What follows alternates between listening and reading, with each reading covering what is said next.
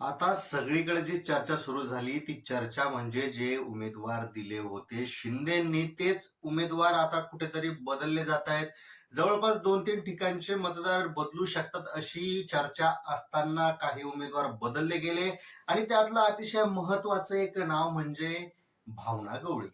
आता भावना गवळी यांच्या भावना कोणामुळे दुखावल्या गेल्या या व्हिडिओच्या माध्यमातून पाहण्याचा प्रयत्न करूया. नमस्कार, मी सूरज कुमार उषाबाई सुधाकर आणि तुम्ही पाहताय बोल बिनधास्त.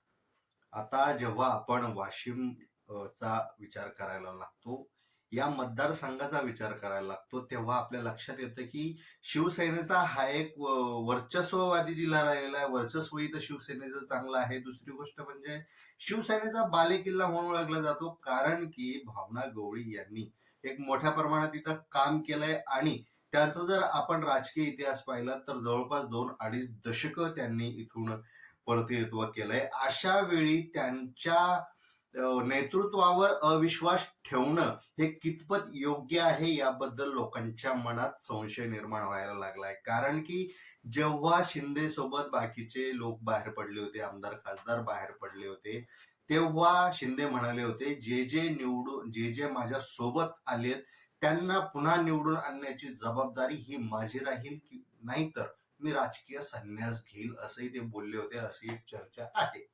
आता जर आपण विचार केला तर निवडणूक लढवण्याचं किंवा जिंकण्याचं सोडाच, पण आपल्याच लोकांना तिकीट दिलं जात नाहीये ही कुठेतरी संभ्रमित अवस्था निर्माण झाली. म्हणजे कालपर्यंत त्यांच्या स्वतःच्या मुलाच्या निवडणुकी संदर्भात, उमेदवारी संदर्भात अनेक प्रश्न निर्माण झालेले होते आणि त्याच्यामध्ये सुद्धा त्यांना जास्त काही हस्तक्षेप करता येत नव्हता अशी ही चर्चा होती. आता भावना गवळी यांचा जर विचार केला तर भावना गवळी यांना जवळपास मुंबईतही मुख्यमंत्र्यांच्या बंगल्यावर 7 ते 8 तास तटकळत उभं राहावं लागलं, वेटिंग करावी लागली, अनेक जणांना रिक्वेस्ट करावं लागली अशी चर्चा आहे. आता इतक्या जर मातब्बर नेत्या असतील, महिला प्रतिनिधित्व असतील आणि अशा जर नेत्यांना, लोकप्रतिनिधींना, महिला उमेदवारांना जर वागणूक मिळत असेल आणि त्यांचं तिकीट कापण्याची भूमिका ही महायुतीकडून घेणार असेल तर येणाऱ्या काळात भावना थोड्याशा दुखवून येणाऱ्या काळात निश्चितच त्या काहीतरी पाऊल उचलू शकतात, ज्यामुळे महायुतीला फटका बसू शकतो किंवा याचा उपयोग आतून म्हणजे फायदा आतून महाविकास आघाडीला इनडिरेक्टली ठाकरे गटाला बसू शकतो अशी शक्यता वर्तवली जाते. आता या सगळ्या समीकरणात असं जरी म्हणत असले, म्हणजे एकनाथ शिंदे असं म्हणताय की आम्ही राजकीय पुनर्वसन करू. आता राजकीय पुनर्वसन म्हणजे काय, तर समजा राज्यसभा देऊ वगैरे वगैरे अशा काही गोष्टी करता येऊ शकतील, पण खरंच त्या गोष्टी त्यांच्यासाठी योग्य ठरतील का आणि त्यांची जी नाराजी आहे ती दूर करण्यासाठी पुरेशा ठरतील का, हाही एक प्रश्न आहे. दुसरी गोष्ट म्हणजे नागपूरच्या निवासस्थानी भावना गवळी या फडणवीस यांच्या भेटीलाही गेल्या होत्या. तिथंही त्यांची मोठी चर्चा झाली. तिथंही सकारात्मक कोणताही प्रतिसाद देवेंद्र फडणवीस यांच्याकडून मिळाला नाही अशी ही चर्चा आहे. अशामध्ये सगळीकडे फिरून सगळीकडे चर्चा करूनही हातात शेवटी काय, तर झिरोच भेटलाय.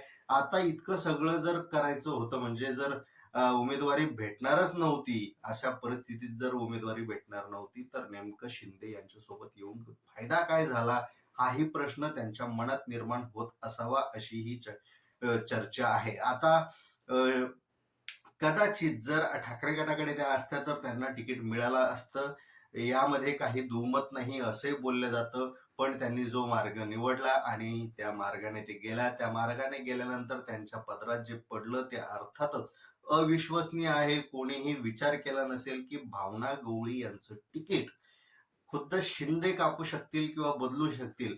आता काही झालं तर राजकारणात कधीही काहीही होऊ शकतं, पण तरीही याचे विपरीत परिणाम आगामी काळात या मतदारसंघातून मिळू शकतात. कारण की इथला जो उमेदवार दिलेला आहे तो उमेदवार स्थानिक म्हणावा तसा नाहीये. अर्थातच ते माहेर जरी त्यांचं असलं तरी त्याचा किती फायदा होईल, त्यांचा भावना गवळीचे जे कार्यकर्ते आहेत त्यांच्यात जो रोष निर्माण झालेला आहे ते किती त्वेषानं, किती मनातून प्रचार करतील, किती हिमतीनं आणि सगळ्या गोष्टीनं प्रचार करतील याबद्दल ही शंका आहे.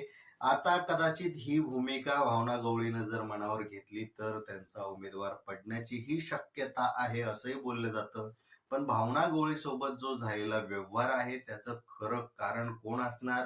ही सगळी सूत्र कुठे ना कुठे भारतीय जनता पक्षाकडून हलवली गेली असल्याचं बोललं जातं. कारण की त्यांनी जो सर्व्हे केलेला आहे प्रत्येक मतदारसंघात त्या सर्व्हेमध्ये नकारात्मक भूमिका जास्त मतदारांच्या दिसून आला असं त्यांचं म्हणणं असलं तरी आपण जर येत्या 4-5 निवडणुकीचा जर गेल्या निवडणुकीचा विचार केला तर भावना गवळींच्या मतांची टक्केवारी वाढणारी दिसते कुठेतरी. अशा वेळेस त्यांच्याबद्दल नकारात्मक भावनाचं कारण सांगून त्यांचं तिकीट कापणं आपल्याला तरी योग्य वाटतं का? याच्या पाठीमागं कोण मास्टर माइंड आहे आणि याचे परिणाम काय होऊ शकतात आपल्याला काय वाटतं कमेंट